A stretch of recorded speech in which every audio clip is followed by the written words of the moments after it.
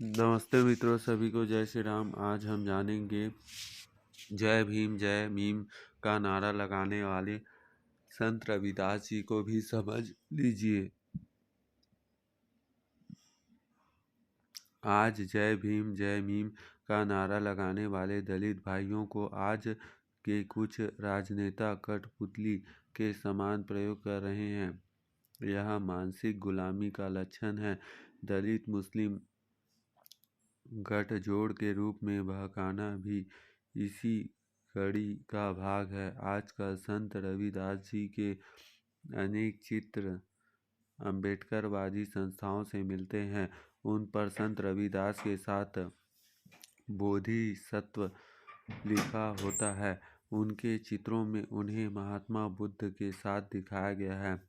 एक स्थान पर दीवार पर महात्मा बुद्ध और अंबेडकर के मध्य में संत रविदास का चित्र बनाकर नीचे लिखा था, जिस किताब में उन उच्च नीच का भेद है उसका नाम वेद है।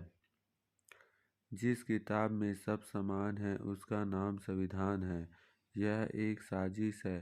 सनातन धर्म के स्तंभ संत रविदास और कबीरदास जी जैसे महात्माओं को सेकुलरिज्म का बुर्का पहनाने का।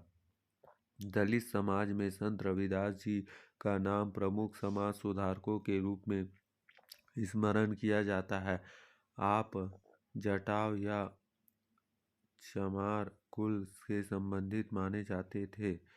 चमार शब्द चमर का उपभ्रंश है। चरममारी राजवंश का उल्लेख महाभारत जैसे प्राचीन भारतीय वाङ्मय में मिलता है। प्रसिद्ध विद्वान डॉक्टर विजय सोनकर शास्त्री ने इस विषय पर गहन शोध कर चरममारी राजवंश के इतिहास पर पुस्तक लिखा है। इसी तरह चमार शब्द से मिलता जुलता शब्द चंवर वंश के क्षत्रियों के बारे में कर्नल टॉड ने अपनी पुस्तक राजस्थान का इतिहास में लिखा है। चंवर राजवंश का शासन पश्चिम भारत पर रहा है। इसकी शाखाएं मेवाड़ के प्रतापी सम्राट महाराज बप्पा रावल के वंश से मिलता है। संत रविदास जी महाराज लंबे समय तक चित्तौड़ के दुर्ग में महाराणा सांगा के गुरु के रूप में रहे हैं। संत रविदास जी महाराज के महान प्रभावी व्यक्तित्व के कारण बड़ी संख्या में लोग उनके शिष्य बने।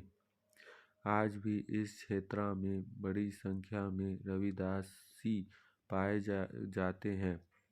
उस काल का मुस्लिम सुल्तान सिकंदर लोधी अन्य किसी भी सामान्य मुस्लिम शासन की तरह भारत के हिंदुओं को मुसलमान बनाने की उधेड़ बुन में लगा रहता था।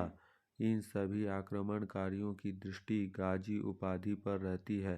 सुल्तान सिकंदर लोधी ने संत रविदास जी महाराज मुसलमान बनने की जुगत में अपने मुल्लाओं को लगाया। जनश्रुत है कि वे मुल्ला संत रविदास जी महाराज से प्रभावित होकर स्वयं अपने शिष्य बन गए और एक तो रामदास नाम रख कर हिंदू हो गया।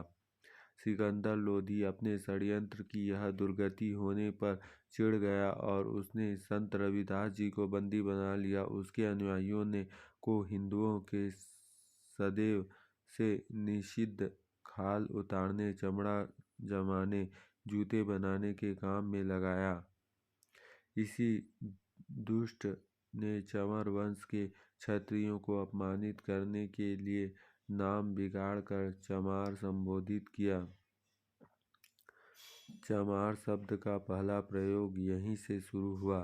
संत रविदास जी महाराज की ये पंक्तियाँ सिकंदर लोधी के अत्याचार का वर्णन करती है। वेद धर्म सबसे बड़ा अनुपम सच्चा ज्ञान, फिर मैं क्या छोड़ूं, इसे पढ़ लूं झूठ कुरान। वेद धर्म छोड़ूं नहीं, कोशिश करो हजार, तिल तिल काटो चाही गोदो अंग कटार। चंवर वंश के क्षत्रिय संत रविदास जी के बंदी बनाने का समाचार मिलने पर दिल्ली पर चढ़ दौड़े और दिल्ली की नाकाबंदी कर ली। विवश होकर सुल्तान सिकंदर लोधी को संत रविदास जी को छोड़ना पड़ा। इस झपट का जिक्र इतिहास की पुस्तकों में नहीं है, मगर संत रविदास जी के ग्रंथ रविदास रामायण की यह पंक्तियां सत्य उद्घाटित करती है। बादशाह ने वचन उचारा, मत प्यारा इस्लाम हमारा। खंडन करे उसे रविदास, उसे करो प्राण को नाश। जब तक राम नाम रट लावे, दाना पानी यहाँ नहीं पावे। जब इस्लाम धर्म स्वीकारे, मुख में कलाम आप उचारे। पढ़े नमाज जभी चित लाई, दाना पानी तब यह पाई। जय जय श्री राम।